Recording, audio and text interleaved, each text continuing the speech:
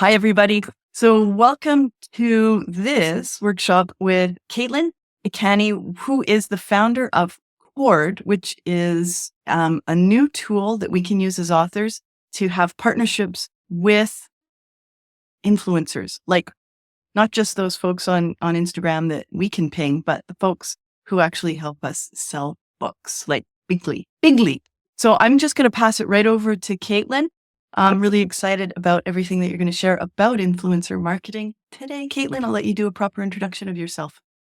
Thank you, Danica. So nice to meet everyone today and be here with you. I'm Katelyn Ilkani, and I'm the founder of Chord. And as Danica said, Chord is an influencer marketing platform for romance authors. We launched in mid-May.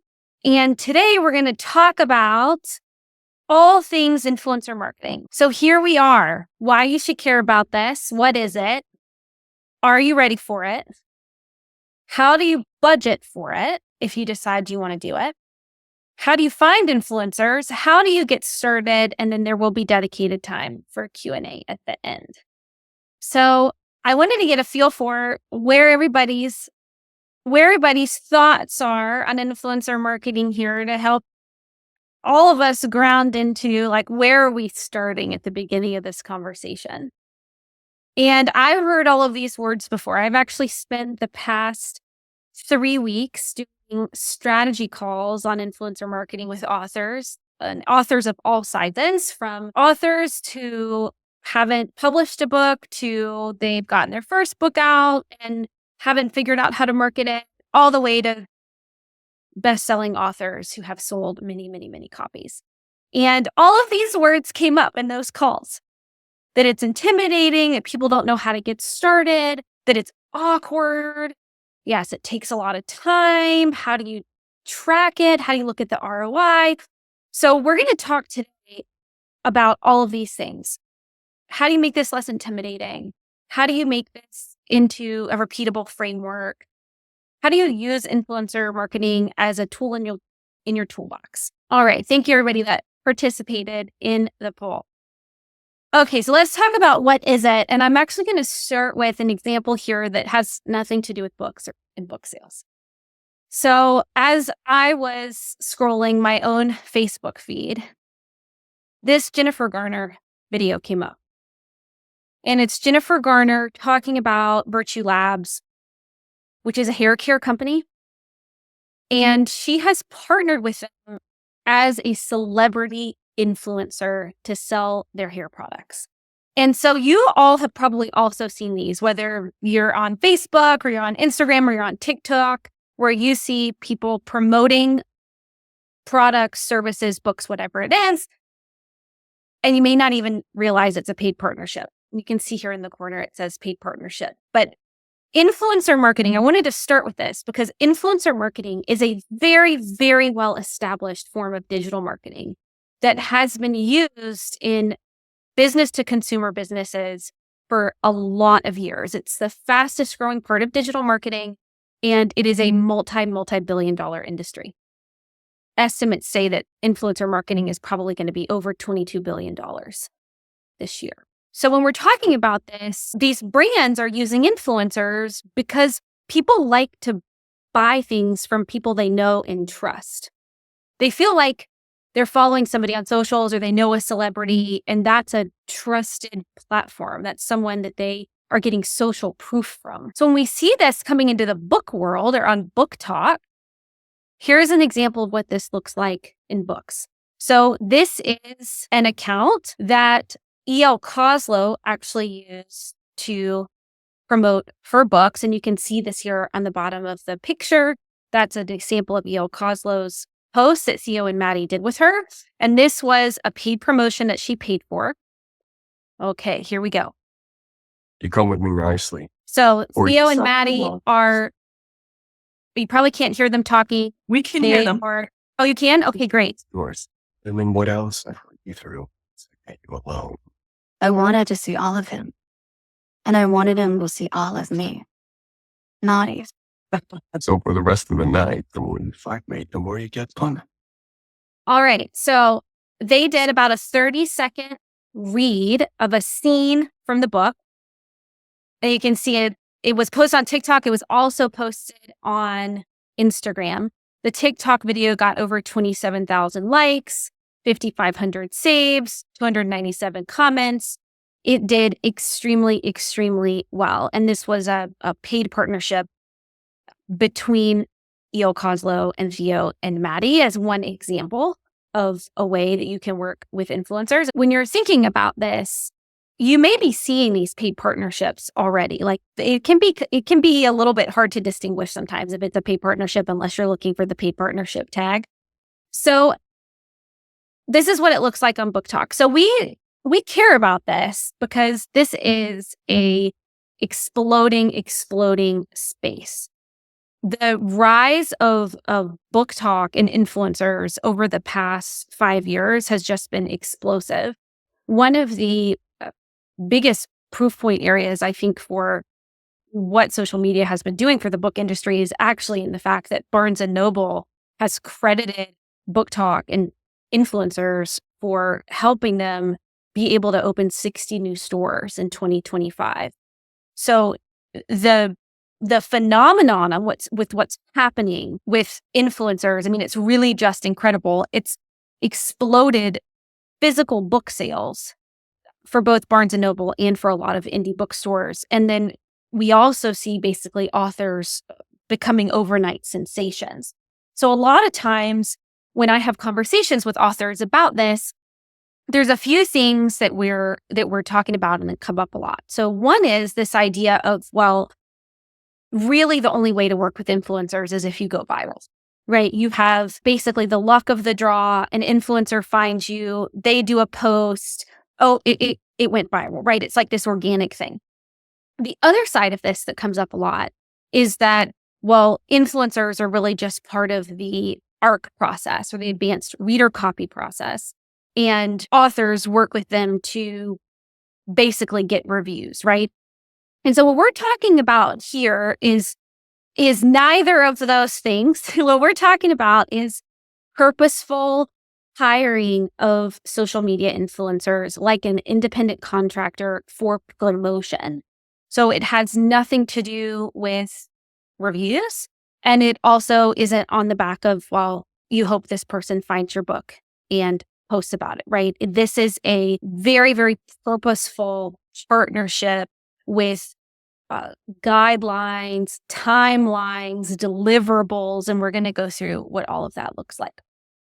Okay, so we talked a little bit about what is this, why it matters in the space, how you think about where this could fit into a larger marketing strategy that you use, how we're seeing it explode book sales. And now we're going to start talking about, well, are you ready? And I can see that there might be some things in chat, Danica. If TikTok is shut down in the US, do you have a sense of where people might be going instead of TikTok for this kind of virality and these kinds of partnerships? Well, yes. Interestingly enough, so outside of the book community today, when you look at influencer marketing spend across industries, so big marketing teams, think beauty brands, travel companies, people, Nike, right, hiring influencers. Most marketing teams are actually spending their money with influencers on Instagram. Instagram is the largest platform for influencer marketing, and I think it will continue to be the largest platform. And we're already seeing, after that initial shutdown threat in January in the US, that many TikTokers are moving to Instagram. There's also a large use case for YouTube influencers. So even if TikTok stays, I actually recommend a multi-platform influencer marketing strategy. So working with influencers on multiple platforms, whether that be TikTok, Instagram, YouTube. Okay, so thinking about, are you ready? So like any other form of marketing, this is an art and a science, but it is definitely not a silver bullet. So anytime anybody tells you that like there's like just one thing to do and it's going to immediately work, like that's just not true. And I'm not here to sell you oceanfront property in Arizona. There is definitely a place for influencer marketing. There is a way to do it well. It requires time investment, probably some amount of money investment, even if you're doing gifted promotions, which we'll talk about in a little bit, and a strategy. So let's talk about what goes wrong in influencer marketing to help you start thinking about if you're ready. Now, I'm going to share some screenshots of an influencer, not in book influencing. This is another influencer, but an influencer that takes brand partnerships with influencer marketing teams at big brands. So a lot of times people blame the influencer if they don't see immediate sales and ROI on the back of influencer marketing. And I actually think that this is a very good snippet of how to think about influencer marketing. This is a form of marketing. It should be part of a larger marketing strategy, and you should be thinking about it as part of your marketing funnel. So a marketing funnel, let's just talk about this for a second. A marketing funnel has a few different stages. There's the top of the funnel, the middle of the funnel, the bottom of the funnel. At the top of the funnel, we're talking about brand awareness. So this is getting people aware of you, aware of your books, just starting to learn about you.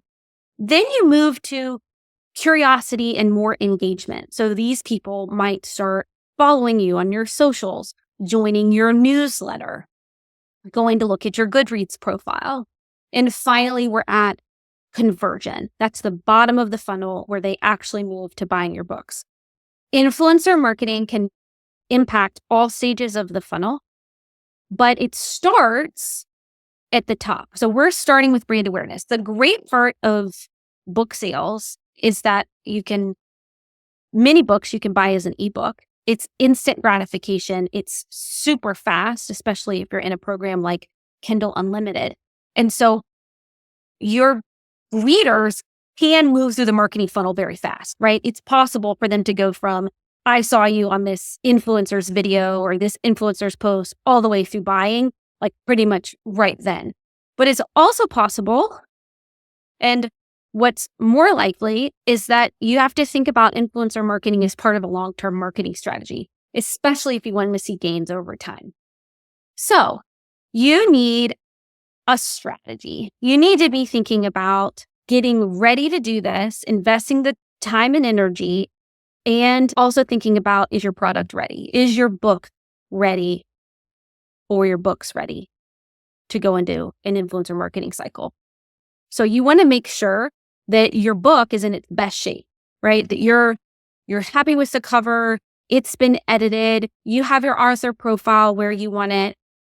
You want to make sure that your personal brand is ready. So you do not need to be an influencer yourself, but you do want to have somewhat of a social profile yourself that is at least minimally updated every week, every few weeks. Because when influencers think about working with you, they're probably going to go to your profile and check you out. And then think about, what does your sales funnel look like? You don't want to just be thinking about sales with influencer marketing or any other type of marketing.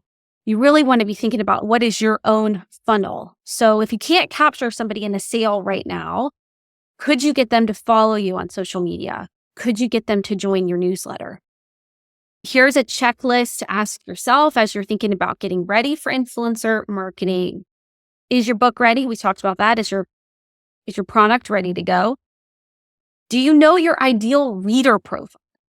So this is a term that I've been using based off of an ideal customer profile, which is a standard marketing term where you know literally the person that you're trying to sell this book to.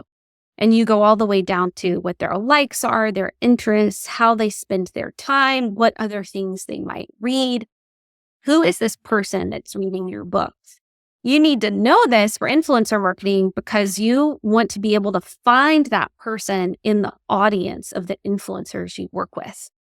So you don't want to go hire an influencer that doesn't have your ideal reader in their audience. Otherwise, you could end up wasting your time and your money. Are you ready to spend time engaging with influencers? This is not a set it and forget it strategy. There's definitely time to find them, give them direction on the type of content, approve their content if you decide you want to approve it before they post it, and then do follow-ups and tracking on the engagement and performance of the post. And then finally, do you want to put money behind this or not? So do you want to do a gifted campaign? That could be a free ebook, a free physical book, or a PR box. Or do you want to do a paid campaign with an influencer? So that's where you actually pay them for their time. So we were looking at Theo and Maddie earlier. They have a price list for that video that I showed you where they were reading that excerpt of the book. And they charge $200 for that reading. That's actually very low within influencer marketing. The pricing in influencer marketing right now in the book world is a bit of the Wild West. There's no standardization, even though there is standardization for this outside of books. So if you go try to hire a travel influencer or a beauty influencer, there's a pretty standard fee schedule for which platform they're on. And we'll talk about this later in budgeting. But in books, it's really all over the place. But they've set their fee for that at $200. So then you have to say, okay, no, do you want to put the money behind that? And then if so, do you want to think about making the content more evergreen and boosting it within? So we'll talk about that strategy as well later. That's another way to really make your investment go the furthest. Okay, back to that same post. So if you keep scrolling down that post I was showing you earlier, she actually started encapsulating some mistakes to avoid. So influencer marketing does work. I mean, it is just exploding across industries, but it doesn't typically work as a one and done. It doesn't typically work if you do one post. So we think about it. When you post on social media, the life of that post is 24 to 48 hours. By 48 hours, almost all the engagement that post is going to get has happened, with the exception of a viral post. So if a post goes viral, it can have weeks of longevity. I've seen some content on Instagram recently that got posted 2 months ago that's still being liked and shared. But you can't predict virality. You can't make a strategy around going viral because that's totally up to the algorithm. So what you want to do is be thinking about what are some ways that you can get multiple posts up. So this could be hiring multiple influencers at one time. It could be hiring one influencer a month and then running an ad on that influencer's content for 3 weeks, 4 weeks, and then you have another influencer post go up and you start running ads on that new content. But thinking about what is your strategy behind this. Then did you pick the right influencer? So I tell everybody I talk to, any marketing strategy you choose requires testing and time. And I really wish it didn't. I am really all about I want to know if it works right now, but it does take time. So you're literally looking at a 30 to 90 day testing window. So if you decide, hey, I'm going to do influencer marketing, I'm going to try this. It's going to take 30 to 90 days for you to really test out who is the right influencer or influencers for you and your books. What is the right content? So would your book do really well if you had Theo and Maddie do the reading? Or is an aesthetic mood board going to do better? Or maybe they both do well, but in different audiences and with different goals. That's an important part of the testing and strategy work. You want to make sure that you're giving people good guidelines. So that ideal reader profile. Who are they talking to when they're making their content? Okay. So now we're going to go back to a little bit of an engagement post. You have $500 to spend on an influencer campaign today. How do you spend it? What do you think? What would you do? I hand you $500 and say, here you go. You're going to do your first campaign. You go all in with one influencer. You spend it across a few influencers. You buy a ton of PR boxes. You spend the money on an influencer and then you run an ad against it. What do you do with it? Can you clarify? Is there a wrong answer here? No, there is not. So this is part of the fun. This is part of the testing. There is not a wrong answer. I would say that you would probably want to try all these things. So if you had the budget and the time and the wherewithal, you would try each of them to see which one performs better for you. I see some questions coming in, Danica, but not what they are. The folks I think who aren't using Slido are putting, someone said micro to test what works, ? And then another says micro to test. And then Angel says micro, nano, and then a spark or partnership ad on the organic winner. Oh, of course, you've got good strategy there. And I also selected a few micro or nano influencers as my $500 spend. That is very smart. So going with micro and nano influencers is a great entry point to influencer marketing. They tend to have extremely engaged audiences. So a nano influencer is anyone with less than 10,000 followers. Micro within this space is going up to between, 25,000 and 50,000 followers is still considered micro. Colette's asking, would $500 allow you to test in all areas? So, yes, if you're very smart with the money. So you could, at a minimum ad spend, I think of about $5 a day, whatever Meta sets a minimum ad spend at. If you're looking at $150 on the ad, if you're going to run it over 4 weeks. And then so now we have $350. So if you focus on gifted campaigns with nano influencers, so now we're talking about influencers with less than 10,000 followers, they are much more likely to be willing to take a gifted campaign from you than someone with more than 10,000 followers, especially if you're sending them an ebook and not a physical book, right? There's not a lot of cost there. You can get a lot of them posting for you. So you could spend the rest of the money on Theo and Maddie, which is $200, and somebody else who's $150, right?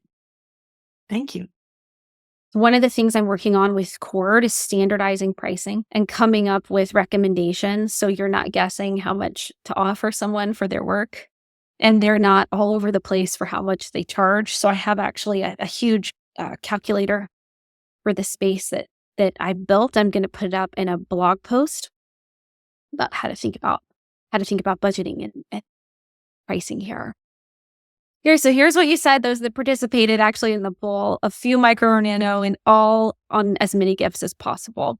So the gifts thing is really interesting because if you want to do unboxing videos, which people love unboxing videos, you would want to mail them a physical gift for them to unbox, whether that be a copy of your book or, a book and stickers or things that relate to the book. Okay, so that brings us to the most exciting part of the discussion, which is the budgeting here. What does this cost?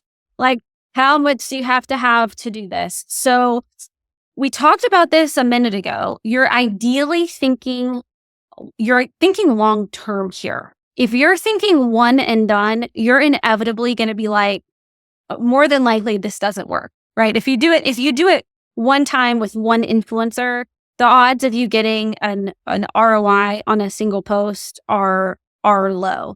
So you want to be thinking about testing for 30 to 90 days and then doubling down on the strategies that are working for the next 3 months before you move into an optimization phase. Because like all marketing, influencer marketing works best when it is consistent.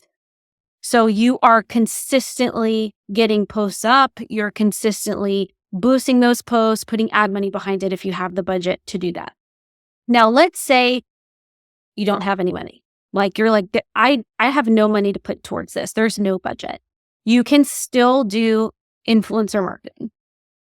You're engaging with nano influencers. So those people with less than 10,000 followers, you're probably looking at people with, who are more likely to take something like an ebook over a physical book, less than 2,500 followers, who are just like so excited, right, to work with you. They're still working on building their accounts. They're not thinking they're monetizing yet. And they're willing to work with you for a gift. So no budget, small budget, those gifted campaigns, they will work. The great part about nano influencers is that they have the highest engagement rates. So the larger somebody's following goes, the smaller their engagement rate tends to go as well. So smaller bookstagrammers and BookTokers tend to have a much more engaged audience. And then they're still providing you with the social proof. You could still run a small ad campaign behind it if you wanted to. Or if you have your own website, you can we'll talk about this in a minute, all the things you have to negotiate, but you can negotiate with an influencer the rights to the content for a period of time as well. So if you wanted to be able to put their raw content on your website, for instance, like embed it as a video, you could negotiate for the rights to do that sort of thing too. So for between $100 to $500, you now get into paying potentially more micro influencers for campaigns. So when we were looking at Theo and Maddie, they're a micro influencer. They have about 21,000 followers on TikTok. They fall into this micro influencer space, the $100 to $500 realm. If you boost your budget over $500, the $500 to $2,000 range, you can run a larger, more structured campaign with multiple influencers. I still wouldn't, in the testing phase, work with any influencers that have more than like 50,000 followers.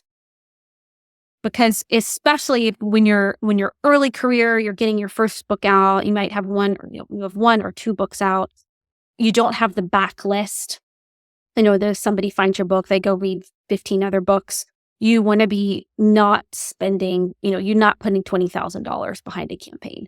So regardless of what you're doing, you still want to be thinking about influencers with less than 50,000 followers. And then the last thing I wanted to say about budgeting here is really thinking about, do you want to make this evergreen content by boosting it with ads? That's like these are sister strategies. You do not have to boost influencer marketing with ads, but if you do, the content will last much longer than that 24 to 48 hours initial blip that you get. Okay, this is a good stopping point if we want to take some questions. The first one is Chord helping with that learning curve that you spoke of about when you invest the $500. Okay, so I am working on publishing an influencer marketing masterclass in a free community as a course, essentially, for all the authors on the waitlist. And I'm working on getting that out by the next few weeks. So if you're on the waitlist, you'll get an email with an invitation to join the community to take the masterclass. It's going to be in about 5 to 7 minute segments, so you could piecemeal it. In the platform, we are building in guides and templates for how to do this as well. And we're launching with some basic analytics so that you can track what are your sales before you hire the influencer, or after you've hired, but before the post goes live, versus after the influencer post goes up. We're also going to be asking the influencers to post in the platform what their engagement rate was on the post. So we're asking them 48 hours after the post is live to come back and say how much reach the post got, how much engagement the post got. And then you'll be able to track all of these things in your dashboard within the platform. So you'll be able to see over time, if you work with multiple influencers in particular, which influencers' posts are performing better for you versus others. It's not unusual in influencer marketing for people to hire an influencer for multiple pieces of content over time. So you may want to do one post with an influencer, see how it goes, and then hire them again for 2 more posts or 3 more posts and get them posting for you every 2 weeks or once a month or something like that. But you'll be able to see how the influencer is doing within your dashboard. And then you can rate the influencer on Chord as well. So after you do the collaboration, you can rate how the experience was so other people can see their ratings. Okay. And Natasha's asked, do influencers target specific genres? So there are influencers for every genre of publishing. There are also influencers for every subgenre, subgenre and trope within romance. So, for instance, I had a question yesterday on Threads about how do people think about hockey romance? Because I think that so first of all, there are hockey romance influencers. And when you think about this in a data schema, like I'm thinking about it for Chord, well, theoretically, hockey romance could be a subgenre of sports romance, which could be a subgenre of contemporary romance. And now we're really getting highly specific. But yes, there are influencers who are this specialized. There are influencers who maybe they're only posting about dark romance, or maybe they're only posting about romantasy. So we're building Chord to track all of this. So I'm curating a list of what's now 3,000 influencers and growing, of which platforms an influencer is on, what their handle is, how many followers they have, and then what subgenre and tropes of romance do they post about. And I'm independently cataloging that. When an influencer joins the platform and makes their account, they are also going to be asked what subgenre of romance and tropes do they post about or want to post about. So you'll be able to search the marketplace for these people based on the subgenre and tropes that they post about. You will also be able to be found by the influencer in the marketplace based on the subgenre and tropes that you say your book falls within. So that gets us that falls really, really well into this next topic, which is how do you choose an influencer? So where are you looking? You're looking at Bookstagram, you're looking at BookTok, you're looking at BookTube. All of these have pros and cons to them, to working with these different influencers and the different types of content that they post. But you do want to look for someone that's posting within the subgenre, and if you can, the tropes that your book has. And then you're looking for, well, what is their engagement? So you care about follower count. Follower count is important, but engagement is king. You want someone who has really, really high engagement on their content. You want to look for someone who gets a lot of comments, who gets shares. You want to look to see if they're posting in the type of content and about the type of books that your book falls within. And then you want to look for things like, does it look like this person could have a lot of bots following it? Does it look like this is fake engagement or poor quality engagement? I posted recently on Threads about engagement pods. You do not want someone that's engaging with engagement pods, and you don't want to either. And the reason is that the platforms look at that like almost like bots, and then the content gets suppressed, and it's just not good. It's not good for your content or their content. Okay. That is doing you harm. It is suppressing your content. Okay. Another question, just before you started talking about choosing influencers, what is Chord doing to recruit diverse influencers? Angel M. Shaw writes interracial and Black romance and has specific audience for her books. Absolutely. So one of the things I'm actually doing now in the list of 3,000 influencers is tracking. Are they a diverse? Do they fall into a diverse category of influencer?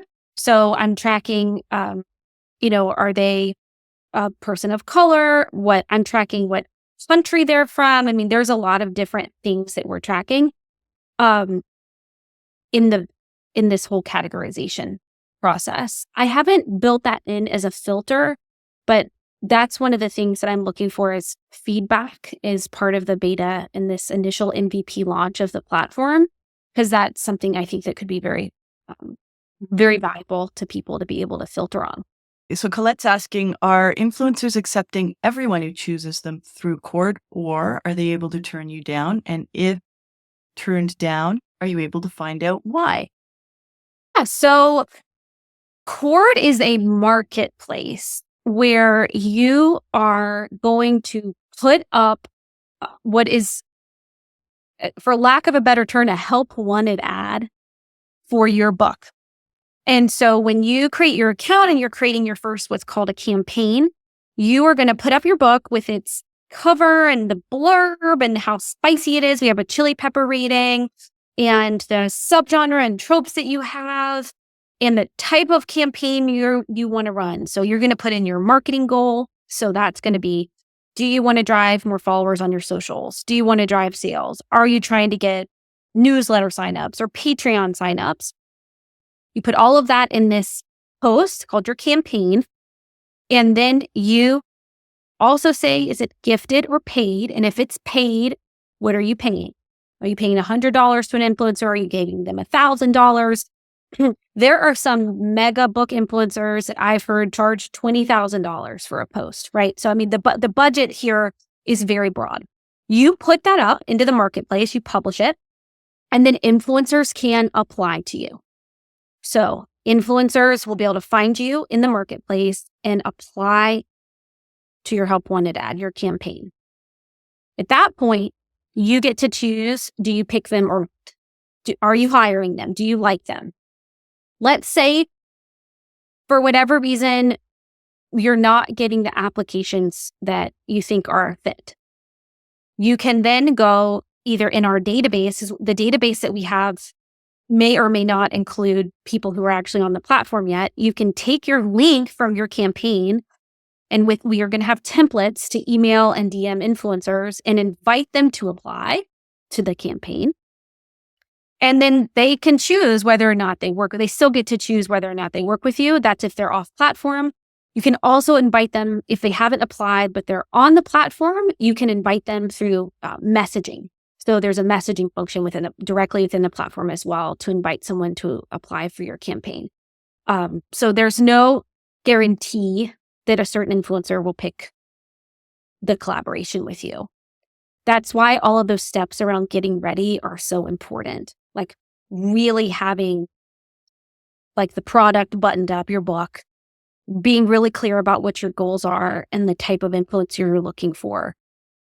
You're more likely to find a fit if you are, really aligning your budget to the expectation of an influencer based on the type of content you're looking for. So let me give you an example about where they're like, what is an example of when an influencer may just be like, no way. Okay. So an example of this is you say, I have $25 and I want you to create 4 reels for me for TikTok to your 10,000 followers. Well, it's just not enough budget for what you're asking for, right?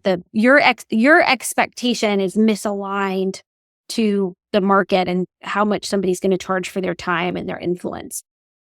So we're going to have guides though on how you align those things. How do you align your budget and your request? There's this huge guide on this I'm working that you'll have access to. So I tried to put in one slide all the things we've talked about today for you to encapsulate this. So if we're going to go back over what have we talked about, how do you get started? What do you want to do to get ready? Defining your goal. I know everybody wants to sell books. You are going to be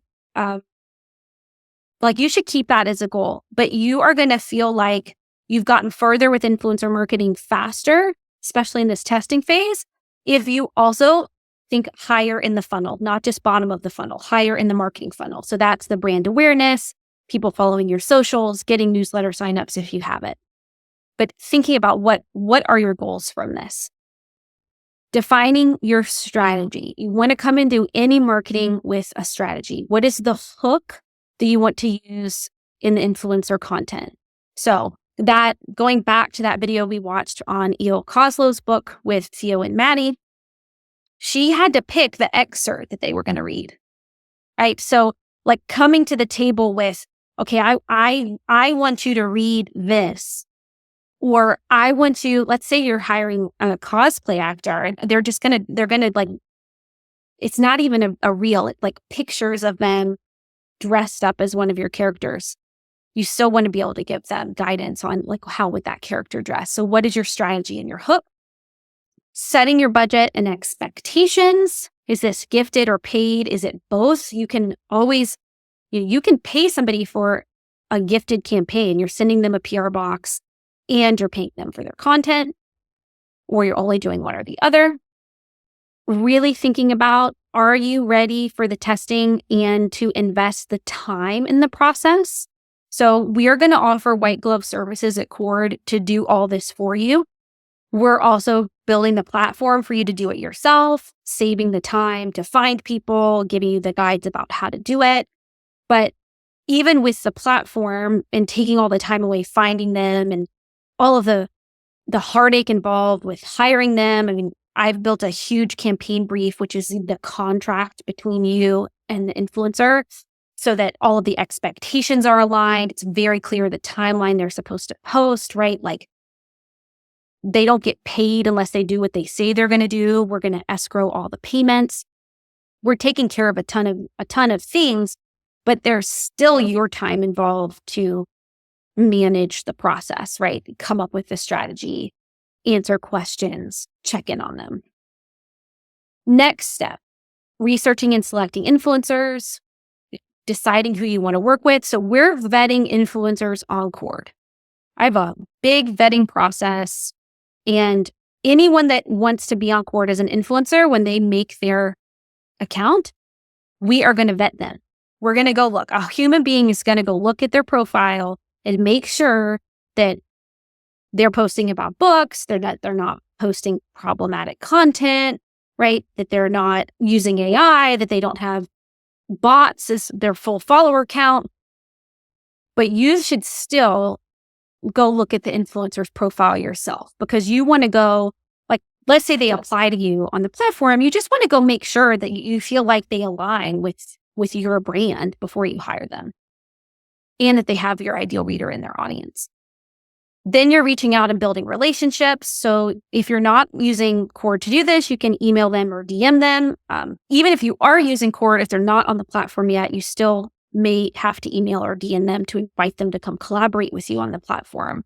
We're going to have templates to do this, but you're more likely to get a positive response if you're also engaging with them before you're trying to hire them. So are you following them? Have you been engaging with their content? That's going to up the likelihood of them partnering with you. And then finally, you're hiring them, right? And within Chord, we've built this all out as a process, everything from getting their applications, talking to them, negotiating with them what they're going to do, the contract to hire them, the payment, that's all taken care of within the platform. But you're hiring them at this point, and you're putting up the post and then tracking how well the post does, and then making a decision about, okay, now we go back to strategy, checking in, analytics, all that stuff. And so we're at the course launching May 2025, and we're at questions. Leah has asked, what if you hire an influencer, but they don't like your book once they've read it? I assume they're going to actually read it.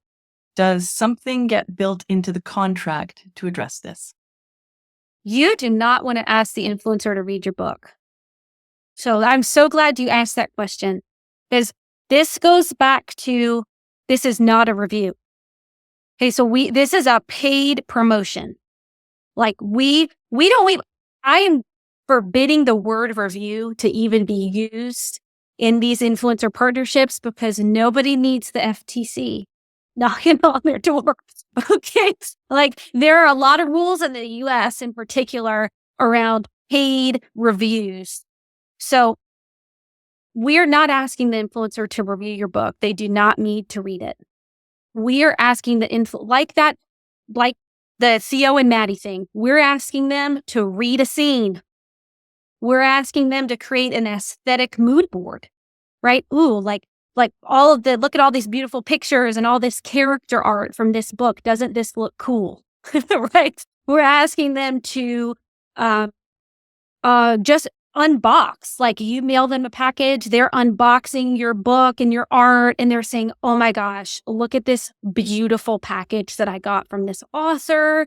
I can't wait to dive in. So that was a great question. I'm so glad you brought that up. Thank you. Have you polled authors for how much they would be willing to pay for certain influencer service? I have not. This, I've had almost 40 calls with authors. And so I have a lot of anecdotal information, and it really spans the gamut. I'm not willing to pay anything. Okay. So there's definitely like that. I'm only willing to talk about gifts, which is totally fine and valid, all the way to, I've actually done this and paid influencers thousands of dollars. So this is a very personal decision, right? I think that this is going to be author by author, and there's no right or wrong answer. Like anything, I mean, you're scaling a business. Okay. So your book is your product, is part of your business. You're scaling a business. Anytime you're scaling a business, you're going to start small and then invest more over time as you see results. Thank you.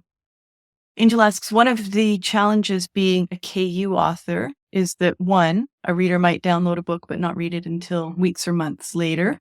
And two, since I don't own the AMS attribution link, I have access to little data, accurate data, once the reader lands on my sales page.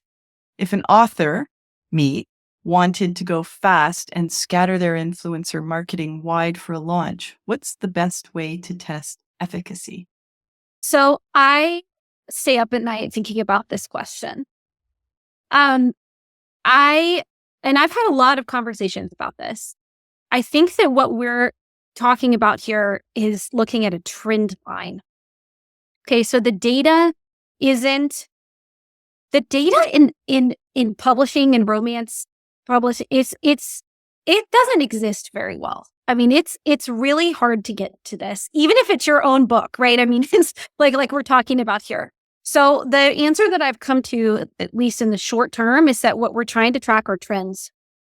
You're trying to see if over time you're seeing your page reads go up, right? That's also part of the reason why you have to do this over a longer period of time, and the one and done probably won't work, because you do have to track the trend line.